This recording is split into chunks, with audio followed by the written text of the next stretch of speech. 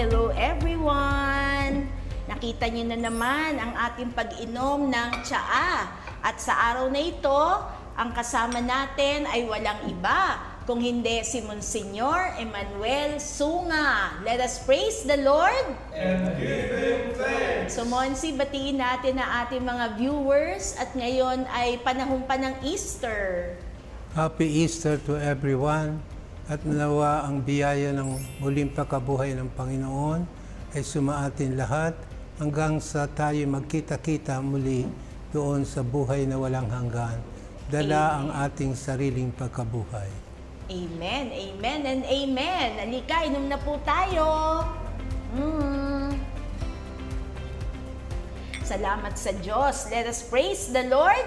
And give Him thanks. So ngayon ho, sa panahon ng Easter, ay binabaybay natin ang serye natin dito sa ating 20%, ang programang Puno ng Puso para sa mga seniors at kahit hindi pa seniors. Ang serye natin ay Misyon Hanggang Dulo. Kasi bilang mga mananampalataya, lahat tayong binyagan ay may misyon. Tayo'y nakikibahagi sa misyon ni Kristo. Kaya lang ang labanan, kaya mo ba hanggang dulo? Kasi Monsignor, ngayon naman sa panahon natin, ang hirap na ng forever. Yung mga taong in love, ang laging katanungan ay may forever ba? So Monsi, sa tingin mo ba, may forever pa ba talaga?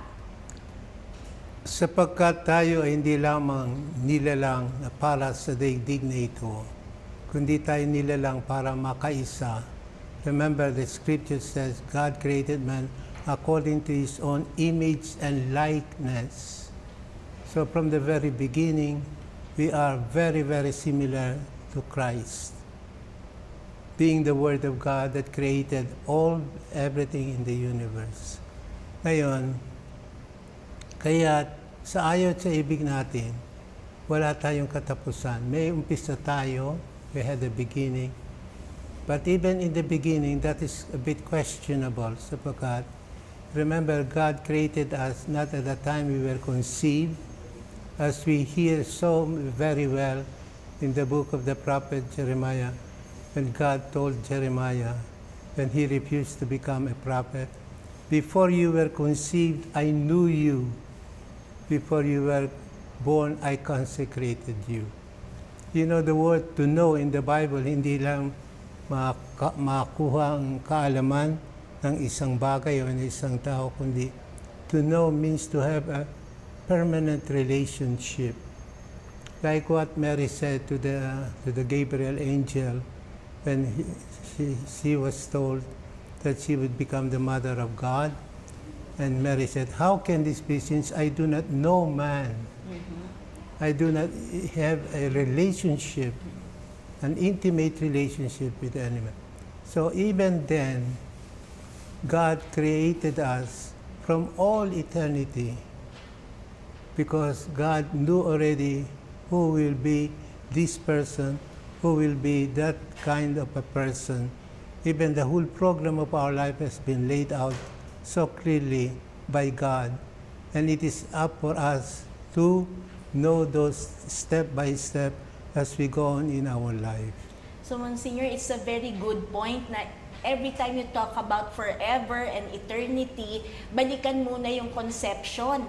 So this is a new learning for all of us, especially for the lolos and lolas. Ang buhay pala sa pamilya ninyo, hindi lang nagsimula the time that your children were conceived in your womb, but you go beyond that, Monsignor. So can we also say that pagdating sa bokasyon, bahagi na ng plano ng Diyos. Hindi ka pa nabubuo sa sinapupunan ng iyong ina, tinadhana na ng Panginoon na ang plano niya sa iyo, one day you will become a priest. Naturally.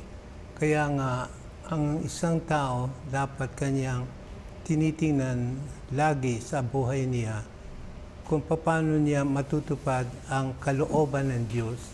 Tulad na lagi natin sinasabi sa ama namin, sundin ang loob mo dito sa lupa tulad ng nasa langit. At sundin lagi ang kanyang nais na ipagawa sapagkat kapag tayo lumihis sa plano niya, hindi magiging maganda ang buhay natin eh. Para bagang arkitekto ng building na ito, nilagay dito, ang gagamitin mong cement ay 1 to 3. Isang sakong simyento sa dalawang kartilya ng buhangin, 3 kartilya ng mga bato. Ngayon, kapag ginawa mo yan ng isa, 3 para makatipid, babaksak ang iyong building. Gayon din, nakaplano na ng Diyos ang ating buhay. Kaya iyan ang ikintal natin sa ating mga kabataan. Know what God has stored for you. So, Monsignor, this is a very big challenge for us sa ating lahat. Kasi yung knowing, iba ngayon yung concept na ini-introduce mo sa amin as knowing. So, it is building a relationship with God. Otherwise, hindi namin malalaman, hindi namin madedecipher kung ano yung mensahe at kalooban ng Diyos para sa amin. Malalaman mo naman yan sapagkat kapag natupad mo ang kalooban ng Diyos sa araw na ito, pagdating ng gabi, merong pambihirang tuwa sa kalooban mo. Hindi yung meron kang masasabi, bakit ko ba nagawa yun? Bakit ko ba nasabi yun? Bakit yun talaga, God relates with you, not only physically, but spiritually, emotionally, psychologically, and the holistic personhood of yourself is being touched by the will of God. So, Monsignor, para maiiwasan na yung mga second thoughts, yung parang pag matutulog ka, hindi ka nga makatulog kasi, bakit ko ba nasabi pa? Bakit ba napon ako pa? So, may ganung pahabol lagi sa bawat araw ng buhay. Pero habang nakikinig sa'yo, Monsignor, parang naiisip ko na ang mga viewers natin, ang mga magulang, kailangan palang maging careful din sa pagharap sa kinabukasan ng kanilang mga anak at mga apo. Kasi kung ang point mo, Monsignor, ay may plano ang Diyos. Just like an architect, may formula na. But the challenge now is not just knowing what the Lord wants, but rather how to be faithful. Yeah. Kasi alam na sa totoo lang, Monsi, di ba tumatakas lang tayo mga tao, pero alam. Pero ang tanong ay paano ba maging faithful dun sa panawagan na yon? Ngayon mo, doon sa ating paksa, misyon hanggang dulo, mayroong Tagalog na mas maganda palagay ko. Ang tunay na tubo, matamis hanggang dulo. Pakiulit nga yan, Monsignor. Ang tunay na tubo, iyan ay kasabihan sa amin. Ang tunay na tubo, matamis hanggang dulo. Yung sugar cane ito. Oo. So, ang haba-haba, ang taas po ng sugar cane, Oo, tapos sinihiwa-hiwa yan. Ngayon, yung pinakadulo niyan, hindi na matamis. Dahil dulo na yun. Pinuputol na lamang yun. Pero kaya nga, ang tunay na tubo, yung tunay na tubo, na tunay, ay hanggang dulo'y matamis pa rin yan.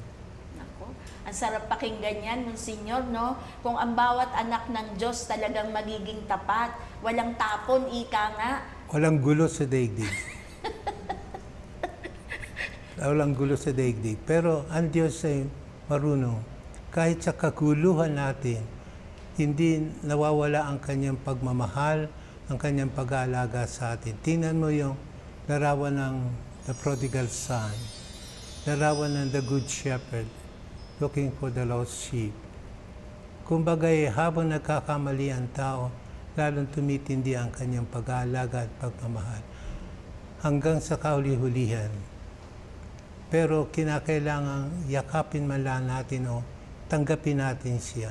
Tingnan mo yung sa Kalbaryo, ang Panginoon nakapako sa dalawang tao, sa pagitan ng dalawang tao, si Estas at si Dimas.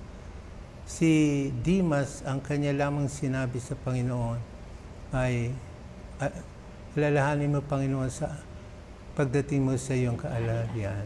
Remember me, Lord, when you enter into your kingdom, into paradise. Ano ang sagot ng Panginoon? Today, you shall be with me in paradise. An assurance which he never gave to anyone, even to his own mother. You shall be with me in paradise, without 100%. And the only thing that that person said was, remember me. He didn't even say, I'm sorry for all the things that I have done in my life now that I came to know you. But he just said, remember me when you enter. And the Lord answered categorically, today you shall be with me in paradise. Kaya kahit na tayo ganito, nagkakamali, sumusuway, nagkakasala, hindi nawawala ang pag-ibig ng Diyos. Kung bagay lalong tumitindi, tanong ko sa inyo, Doktora, alin ang mas mainam? Si Eva at si Adan nagkasala o hindi? Mas napagtibay po yung pag-ibig ng Diyos nung nakita natin na pinatawad sila. At hindi nawala yung pagmamahal ng Diyos in Oo. spite of. Sa inyong pakiwari, alin ang magiging magandang katatayuan ng tao? Kung hindi nagkasala si Eva at si Adan, o yung katulad ngayon siya ay nagkasala? Syempre, mas maganda yung pure talaga. Walang pagtatalunan. Kasi tinuloy-tuloy lang natin yung pagmamahal, walang disruption. However, nung na-disrupt nga yung relationship, na doble naman, abounding in mercy ang Diyos. Bakit pinayagan ng Diyos na magkasala si Eva at si Adan? Bakit niya pinapasok ang tukso, yung larawan ng ahas sa loob ng paradise? Bakit? Dahil naniniwala siya na marunong tayong pumili ng tama. Alam niya na magkakamali. Alam din niya yon. Oo, siyempre. He knows everything. Sapagkat there will be a greater good. Wika nga natin sa Tagalog. When God closes the door, He opens the window. Tingnan mo, kung hindi nakasala si Eva at si Adan, tayo nasa paraiso. Hindi tayo nakakasala, hindi tayo nag-aawa, hindi tayo nagugutom, hindi tayo nakakasakit. Pero nasa paraiso pa rin. A created reality. Ngayon nakasala tayo, mantakin mo, ang Diyos naging tao. Na hindi sana nangyari kung ang ating magulang hindi nagkasala. Pangalawa, hindi tayo magiging anak ng Diyos. Kumbaga, yung anak ng Diyos has to be explained na ang tao ay tinanggap niya ang Diyos sa kanyang pagkatao at ang tao tinanggap ng Diyos sa kanyang pagka-Diyos so that we become one with God. So we'll no more be in paradise sapagkat ang paradise was destroyed. It was lost. Paradise lost. Wika nga ni John Milton sa kanyang napaka-epic na poem, Paradise Lost. Kundi ang nangyari ngayon, tayo ay napunta, nakaisa ng Diyos through Jesus Christ, through the humanity of Jesus Christ. Kaya Monsignor, lolos and lolas, mahalaga umaabot ang pagbabasa ng Biblia hanggang New Testament. Hindi pwede maiwan ang kasaysayan lang dun sa Old Testament. Of course, it's the Word of God. And the Word of God has to become incarnate in us. So, ibig sabihin ba niyan, Monsignor, talagang nandun na tayo agad sa vision ng Ama. Kaya yung pagiging pari mo, Monsignor, alam na agad yan. Pero paano mo napisil na ito pala ang kalooban ng Diyos para sa akin? Siyempre, ginagamit niya maraming tao. Tulad sa limbawa ng mga pari na nakasama ko na ako'y nagsasakristan. Yung mga, alam ninyo, Doktora, sa pamilya namin, it was called a Levitical family. Sapagkat yung kanununuan namin may pari. Yung kapatid ng ama ng lola ko, Monsignor, dapat sana maging obispo ng Laguna. Ngayon, tiyuhin ko may pari. Yung ako sumunod. At sa akin, wala pa sumusunod eh. Mag-aabang pa tayo sa mga apo-apo na. Oo. Pero iyan ay, kumbaga, pinlano na ng Diyos na itong pamilyang ito ay maging Levitical family. At pinipilit ko nga makapagbigay ng magandang halimbawa para sumunod. Pero iba ang pananaw ng mga kabataan ngayon. Pero Monsignor, yung time na bata ka pang naglalaro, sigurado malaki kang tao nun eh. So, ibig sabihin nun, yung regular kang bata, yung naglalaro ka rin talaga, yung sports, andyan ka rin talaga, o ano ka na agad, behave ka na, prim and proper, Ay, nako, hindi po. pagkapari ka na agad. Hindi po. Talaga regular ako noon. Pero nakikipag-away ako, talo ako. Lahat ng pangkala. Pero, kumbaga, yung tawag na nasa sa iyo ay hindi nawawala. In spite of your deficiencies, in spite of your mga kalukuhan mo, naroon ang tawag ng Panginoon. So, Monsignor, bago ka naging pare, taong-tao muna talaga. Pero siyempre, kung hindi ako taon-taon, hindi ako magiging pare. Amen, amen. At yan ay magandang naririnig ng lolos and lolas natin, no? Yung human side. So, Monsignor, dahil malaki kang tao, sa pamilya niyo po ba malalaking tao talaga kayo? Yung father ko, matangkad, pero mas malaki ako sa kanya. Pero yung lolo ko, yung father ng father ko, matangkad daw yun. Hindi ko nakita. Hindi nakita ng father ko dahil namatay bago siya lumaki. Maagang namatay. So, Monsignor, mahilig ka maglaro ng basketball. No, opo, natuto ko na sa seminaryo. Dahil nga, alam po niyo sa seminaryo, kumbaga merong competition eh. Because there is that spirit to excel in whatever you have. So either in sports, in academics. Sa academics, nagpapaliksan mga taga Pampanga, taga Bicol, taga Cebu, taga Mindanao, taga Ilocos. There is that tendency to excel more than the others. At Nagkakainitan din ba, Monsignor? Ay, naku, madalas Kahit ako. sa seminaryo pa yan? Madalas akong, ako'y prefect of discipline, madalas akong magdala sa orthopedic na mga nababali ang mga seminarista. Kala ko bring to the office, hindi pala, orthopedic talaga. Ay, naku, marami po Matindi pala nababali. yan. Ano yung parang mga mala Jaworski, ang mga labanan nun, Monsignor? Ay, naku, balyahan lahat na. Because they really wanted to excel in their own particular field. Kahit na sa music, kilala niyo si Father John Van Steen. Apo. Well, he was the best choral conductor, musician in town during his time. And we would like to be close to him to learn more and more about liturgical music. So, Monsignor, ito ay healthy competition. Yeah, So, healthy. ibig sabihin, mga nag-followers po natin, lolos and lolas, hindi masama na mayroong competition as long as healthy siya. Kasi ang natatandaan ko po niyan, Monsignor, kung basketball ang pag-uusapan, I only have one brother. Yung kuya ko is 9 years apart kami eh.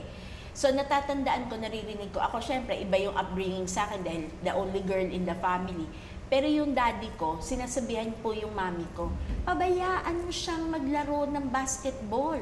Pabayaan mo siyang mabalian ng buto o madapa siya. Kasi laging malinis yung kapatid ko eh. Alagang-alaga nung mami ko eh.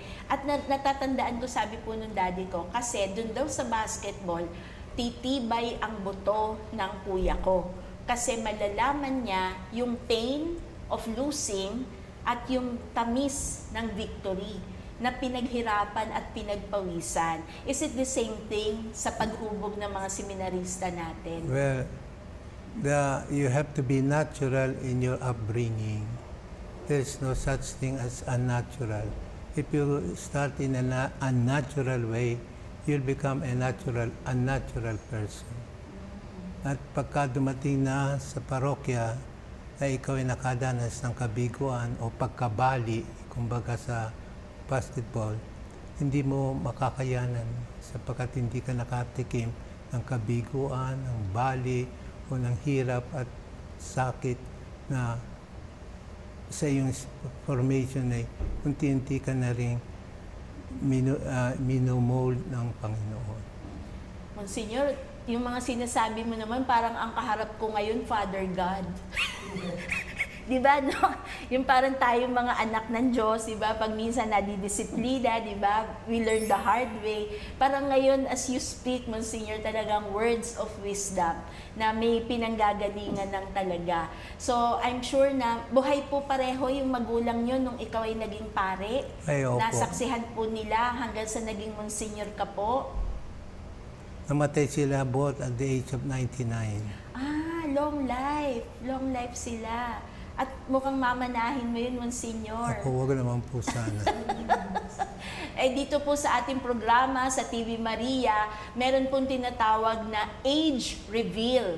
Para yung uso lang po sa mga nagbubuntis, nagdadalang tao, gender reveal. Dito po ay age reveal. So yung kausap ko po, siya po ang umaamin ano na yung kanyang age. So Monsignor, chronological age, ilang taong ka na po ngayon? 80. Wow, let us praise the Lord. And give him So thanks. saradong 80. Eh pagkapari po, ilang taon na? 56. Wow, lagpas na pala ni Monsignor yung golden years. Nalagpasan niyo si Bishop Cortez.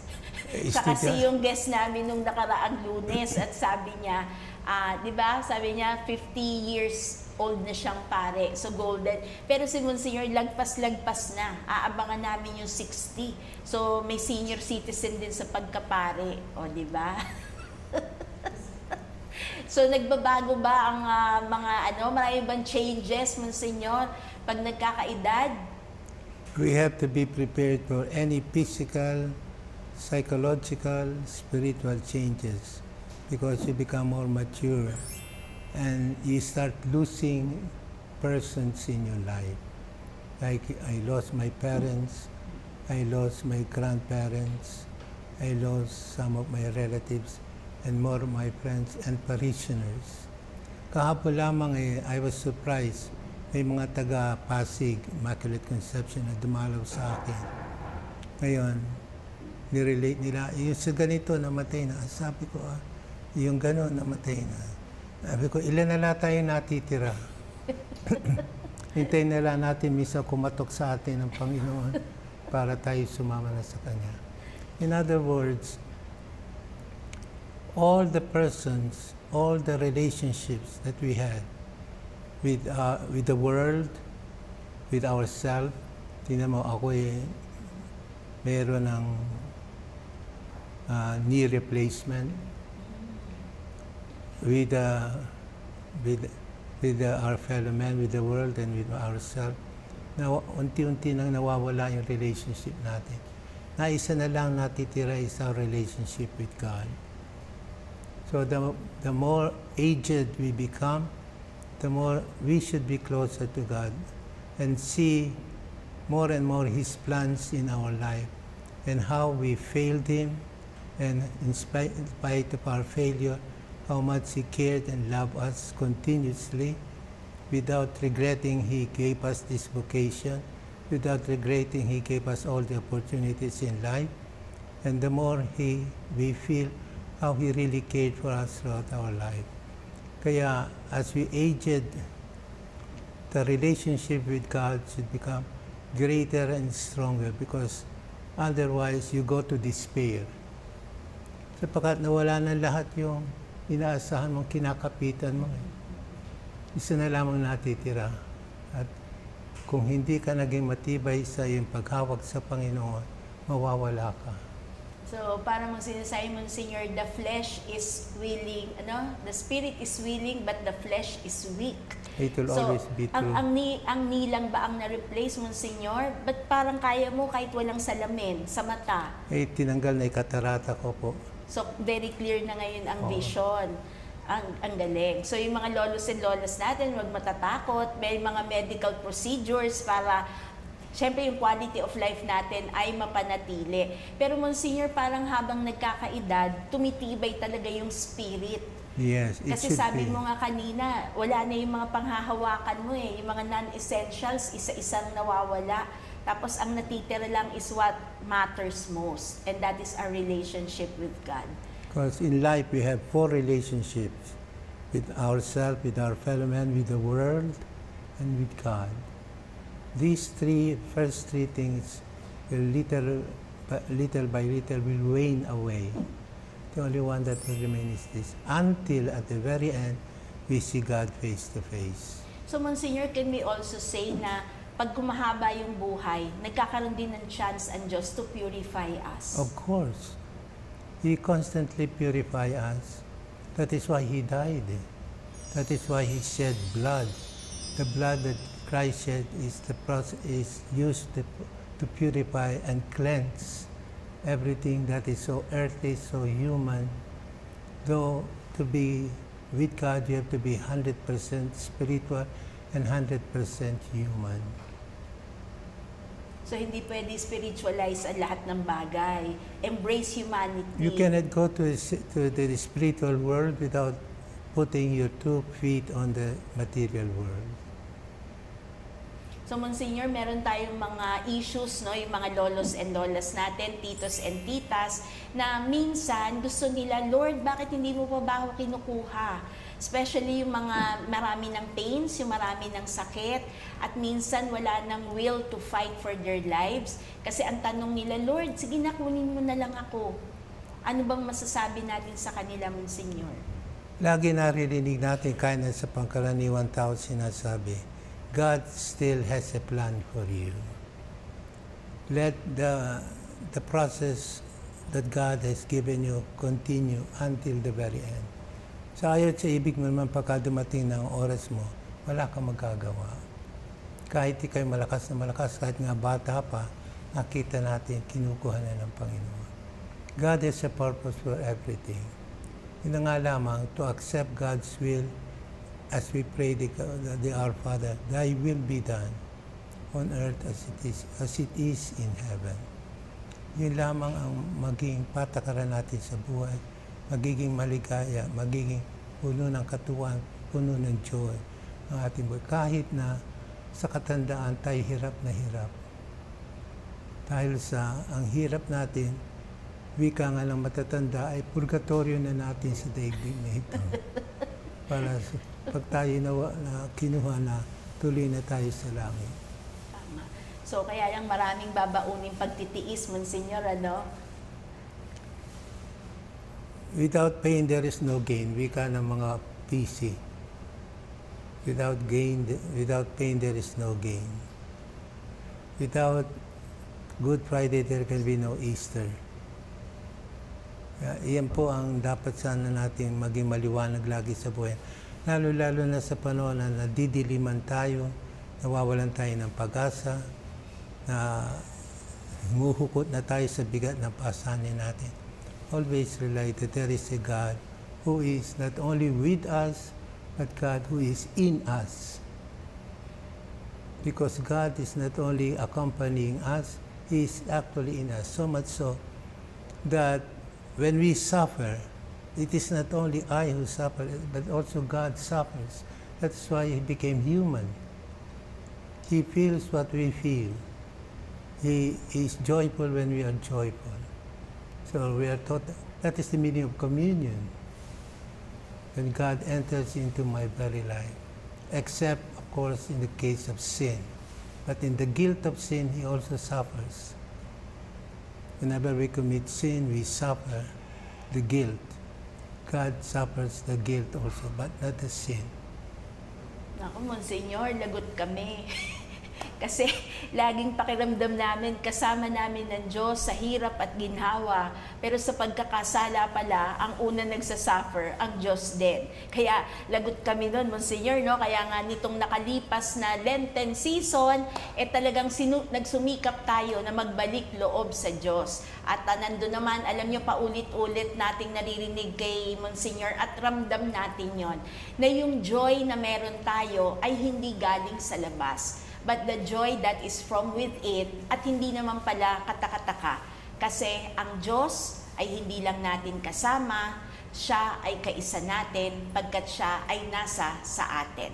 Maraming salamat, Monsignor, at hihilingin namin ng iyong pagbabasbas para sa ating lolos and lolas. Pero aanyayahan natin muli si Monsignor Emmanuel Sunga kasi marami pa akong gustong itanong sa kanya at napakaganda at malalim ang ating kwentuhan. Kaya sa susunod na Lunes, kami magbabalik kasama pa rin si Monsignor Sunga. So, your blessings, Monsignor. Heavenly Father, pour your blessing upon our TV audience, the crew who are present here, and of course, Doctora and her family.